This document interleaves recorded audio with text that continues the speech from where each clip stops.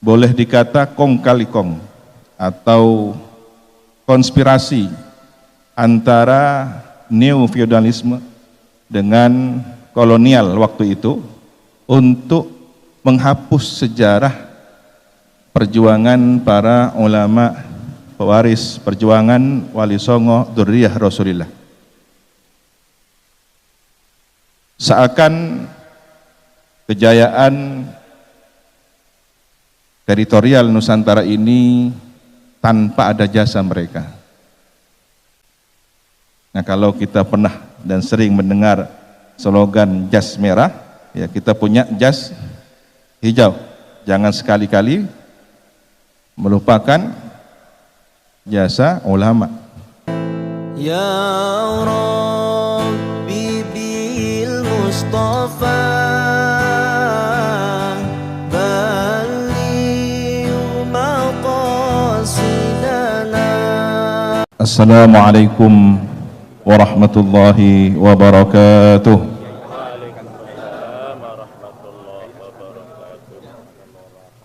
Bismillahirrahmanirrahim. Alhamdulillahi rabbil alamin. Wa bihi nasta'inu ala umri dunya waddin.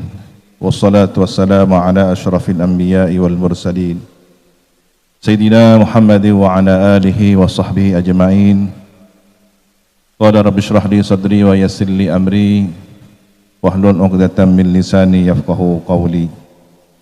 Amma ba'du. Hadratal muhtaramin, para alim, para guru besar, para tuan guru, seluruh jajaran pengurus wilayah Nahdlatul Ulama Nusa Tenggara Barat, baik jajaran syuriah maupun tanfidiyah, seluruh banom, seluruh tokoh yang hadir pada kesempatan yang insya Allah penuh dengan keberkahan di siang hari ini.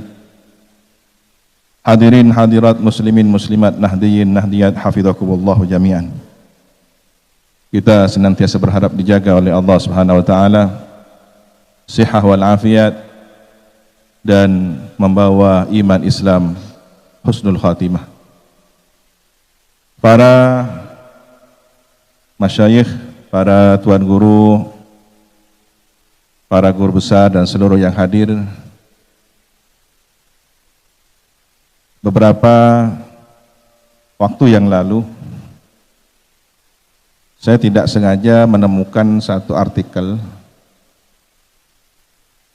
tentang manuskrip naskah kuno yang tertulis tahun 1719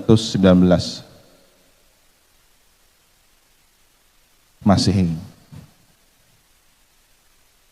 Manuskrip ini adalah tentang jejaring ulama di Nusantara yang kategorinya menurut Bapak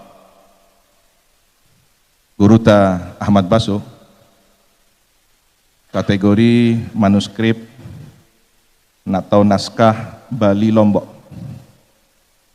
Jadi ada jejaring yang di situ dibagi per zona, jadi wilayah Jawa, Bali, Lombok, Ternate dan seterusnya hingga Papua yang memetakan tentang jejaring ulama para penerus Wali Songo, khususnya ulama Dzurriyyah Rasulillah sallallahu alaihi wasallam. Yang cukup menarik kita pada kesempatan hari ini adalah tentang kegelisahan penulis manuskrip tersebut dengan berulang kali menyebut nama Sunan Giri, nasihat Sunan Giri, bagaimana seharusnya kita menjaga sejarah tentang jasa ulama yang secara khusus disebut keturunan baginda Nabi Muhammad SAW, penerus perjuangan Wali Songo. Di sini kami dapat membaca bahwa jejaring itu sudah terbangun sejak lama. yang kemudian dikokohkan, dilanjutkan kembali di era Hadratus Syekh Kiai Hasyim Asy'ari. Bagaimana beliau sangat rajin murasalah, koresponden dengan para tuan guru, para ulama di sini. Dan tidak heran kalau kemudian di Pulau Lombok ini warga NU-nya cukup banyak, karena memang dari sejarah panjang tersebut kita bisa kembali membaca hubungan ruhani, hubungan tidak hanya secara tertulis, tapi kami yakin beliau adalah seorang arif billah, para wali Allah, kekasih Allah yang saling terhubung ruhani mereka. Dan keberkahannya kita rasakan pada hari ini. Alhamdulillah. Apa yang menarik dari manuskrip tersebut? Tentang, boleh dikata kong kali kong, atau konspirasi antara neo-feudalisme dengan kolonial waktu itu untuk menghapus sejarah perjuangan para ulama pewaris perjuangan Wali Songo Dzurriyyah Rasulillah. Seakan kejayaan teritorial Nusantara ini tanpa ada jasa mereka. Nah, kalau kita pernah dan sering mendengar slogan jas merah, ya kita punya jas hijau. Jangan sekali-kali melupakan jasa ulama, sejarah ulama. Nah, ini yang harus terus dikawal oleh Nahdlatul Ulama. Dan boleh jadi konspirasi itu dalam bentuk yang lain di masa-masa yang akan datang, entah bernama neokapitalisme yang kemudian menawarkan pariwisata, menawarkan investasi di tanah kita sendiri, yang pada akhirnya kita harus mengkhawatirkan tidak menjadi tuan di tanah sendiri. Wal'iyadzubillah, semoga terhindar dari hal tersebut. Dan ujung tombaknya sekali lagi harus kita sebagai penerus, pelanjut, dan pengkhidmah perjuangan para ulama tersebut. Mengingat bahwa sejarah pintu masuk peradaban Islam di Nusantara ini adalah perairan, pantai, ya, sangat terbuka sekali. Hal yang negatif pun terbuka, yang positif pun terbuka. Oleh karena itu, apa yang menjadi pesan, nasihat Sayyidul Jadd almarhum Al-Mafullah Kiai Haji Raden As'ad Sabsu Arifin, beliau pernah berceramah sekali waktu dalam versi bahasa Indonesia di khalayak ramai seperti di stadion begitu, dan dokumen ini cukup viral di media sosial. Ada yang versi berbahasa Madura tanpa diketahui di mana beliau berceramah, yang kami ingat semasa kecil dahulu, insya Allah para alumni juga mengingat bahwa beliau seringkali mengumpulkan para santri. Sekali waktu tokoh-tokoh teras dari PBNU, dari Jakarta, tokoh negarawan, para politisi dihadirkan untuk memberikan wawasan kebangsaan kepada para santri dan masyarakat luas di Situbondo. Apa yang beliau kisahkan, ternyata ini menjadi dokumen yang sangat penting. Dalam bahasa Madura beliau menyampaikan, engkok ki enak lembek, kok ki kanak mereng debuna para kiai sepuh. Saya ingat kecil dulu, semasa saya kecil dahulu, saya mendengar pembicaraan para sesepuh dari kiai-kiai. Nah, ini diduga beliau mendengarkannya semasa mondok di Syekhona Khalil Al-Bangkalani, karena di usia antara 7 hingga belasan tahun pernah juga beliau di Kiai Imam Tengkina. Nah, antara dua pesantren itulah beliau masa kecil hingga remaja berada di bimbingan tarbiyah para ulama al-amilin, al-arifin. Syekhuna Khalil seringkali didatangi para tokoh-tokoh ulama nasional.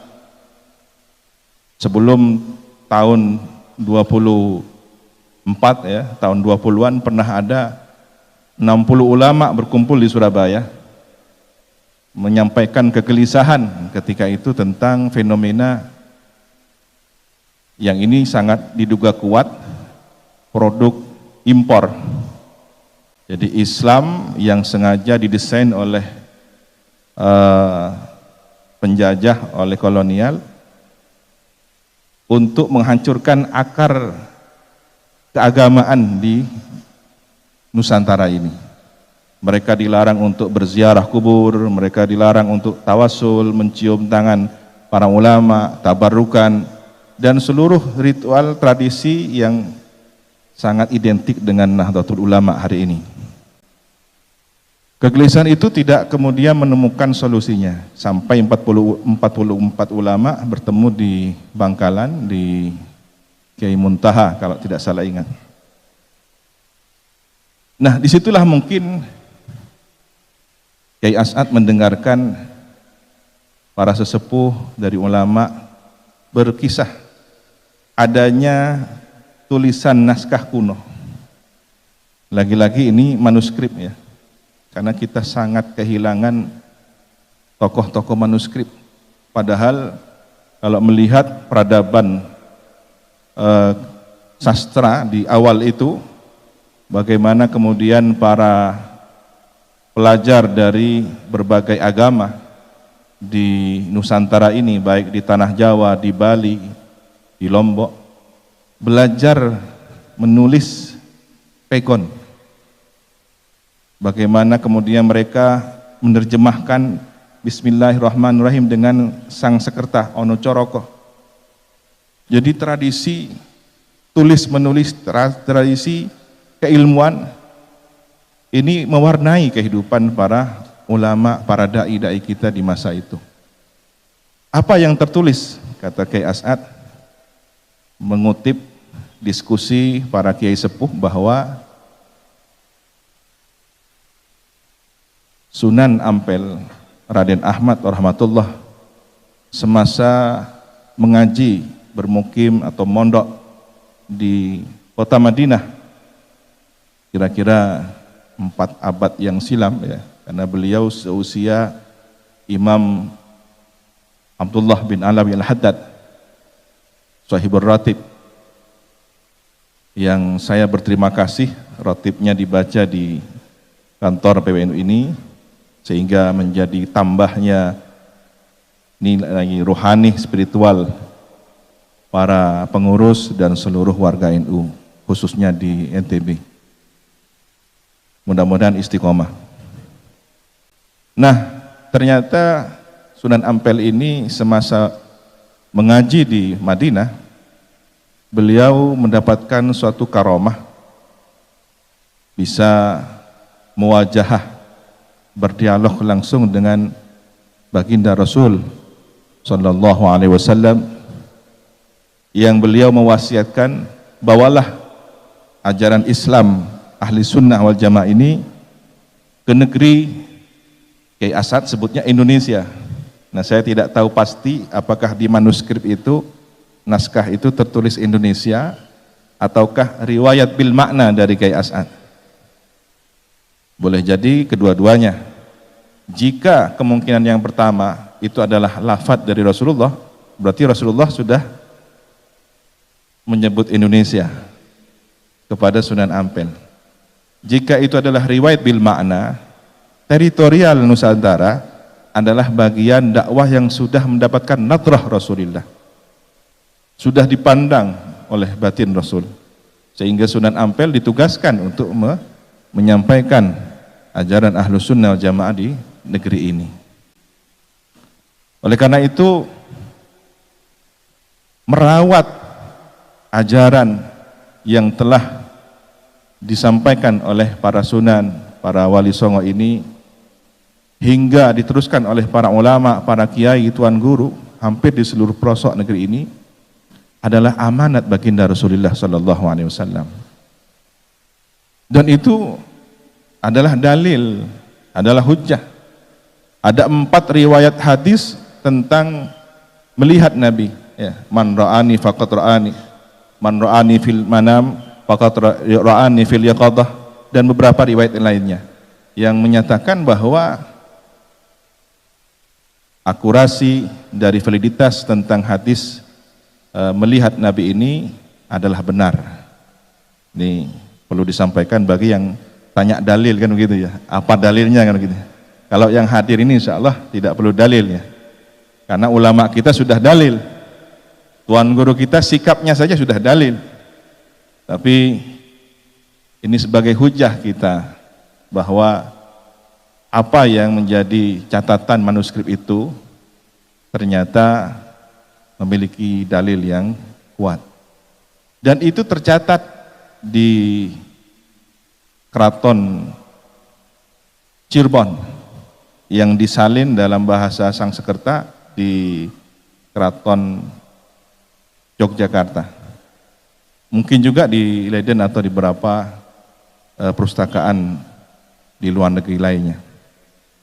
Nah, ini yang kita kehilangan akar sejarahnya. Sehingga kadang-kadang hari ini para warga NU begitu ditanya, apa dalil kamu mengamalkan ini dan itu dan semacamnya? Ya karena kita tidak biasa membantah dan tidak terbiasa panjang lebar tentang dalil, ya sudah ikut tuan guru, ikut kiai. Yang itu mudah diancam, mudah dipatahkan oleh mereka sedikit-sedikit dengan dalil kullu bid'atin dhalalah. Padahal mungkin ya hafalnya hanya hadis itu saja kan gitu. Tetapi bisa menghabisi kader-kader muda kita yang lemah. Nah, ini titip. Mudah-mudahan sejarah ini bisa dibukukan dengan baik dan terus disampaikan. Saya tidak bosan-bosan di berbagai forum KNU-an untuk menyampaikan kisah ini. Nah, Kiai As'ad juga pernah menyampaikan di hadapan para santri tentang kalimat khittah ma'hadiyah. Jadi beliau tidak hanya mempopulerkan khittah NU yang kembali kepada khittah di mana telah pernah dituliskan oleh Hadratus Syekh dalam risalah Ahli Sunnah wal Jamaah. Beliau dengan tulisan tangannya sendiri menuliskan khittatus salaf. Jadi khittah NU adalah khittah salaf. Kembali kepada ajaran salafus saleh. Sahabat, tabi'in, ya, tabi'it tabi'in yang seluruhnya bersumber dari baginda Nabi Muhammad SAW. Maka kitalah yang seharusnya lebih bangga menyebut salaf, bukan yang membawa-bawa nama manhaj salaf kan begitu. Biasanya yang suka mengaku-ngaku bukan pemiliknya, tetapi yang biasa-biasa yang justru mengamalkannya. Kitalah yang mengikuti manhaj salaf. Kitalah yang seharusnya bangga dengan ajaran para masyayikh kita, ulama kita telah bersanad silsilah keilmuan akidah kita kepada para salafus saleh. Alhamdulillah. Ikhtitam sebagai penutup bahwa catatan sejarah ini harus diabadikan, didokumentasikan dengan baik. Manuskrip ini harus terawat, ya. Dan di Indonesia masih sedikit tokoh pakar manuskrip, masih sedikit yang serius membidangi tentang persoalan naskah-naskah kuno ini. Alhamdulillah beberapa pesantren sudah merintis kajian-kajian manuskrip tersebut. Dan seharusnya Lombok ini juga punya ada pengkayaan keilmuan yang berasal dari manuskrip, karena ternyata tercatat tadi naskah kuno Bali Lombok mencatat peristiwa tentang konspirasi antara kolonial Belanda dengan neo feodalisme di zaman itu, tahun 1719. Kenapa kita harus kembali kepada sejarah? Karena akalnya semesta ini adalah sejarah.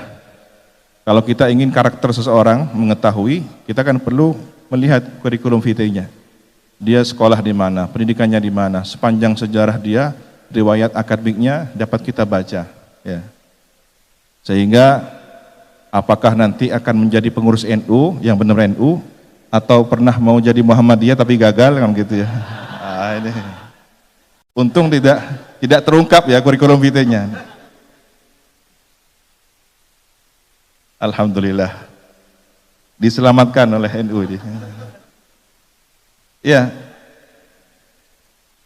begitulah pentingnya kita melihat akal sejarah dari catatan-catatan naskah para ulama kita. Oleh karena itu, kita seharusnya berbangga, bersyukur atas nikmat ajaran yang telah diwariskan dari para masyayikh kita, muassis Jamiah Nahdlatul Ulama ini. Teruslah kita mengkaji kitab-kitab beliau, dan hari ini informasinya akan dimulai pembukaan pengajian kitab. Kitabnya belum ditentukan.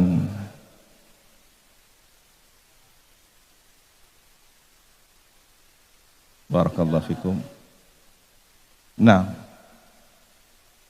Masya Allah.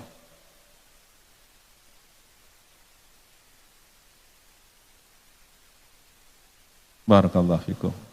Dan itu entah ini janjian atau bagaimana, sekarang di mana-mana marak sekali. Jadi mulai dari MWJNU, bahkan di Ranting, kemudian di PC-PCNU, di beberapa PWNU juga memulai kajian-kajian semacam itu. Apakah ini tanda-tanda satu abad NU kembali kepada kejayaannya? Sanu'iduha siratahal ula, ketika tongkat sudah kembali dari perubahan mukjizat ular menjadi tongkat kembali, maka kita berharap NU kembali kepada hakikat perjuangannya. Amin ya rabbal alamin. Alhasil, marilah kita menjadi pengkhidmah. Kalau dulu guru kita, orang tua kita membawa tongkat dan tasbih, maka hari ini kita membawa Nahdlatul Ulama sebagai organisasi perjuangan yang memiliki nilai spiritualitas seperti tasbih dan nilai organisasi seperti tongkat. Barakallahu fikum wa dumtum fi khairin. Al-afwa minkum. Allahumma hdina siratal mustaqim. Wassalamualaikum warahmatullahi wabarakatuh.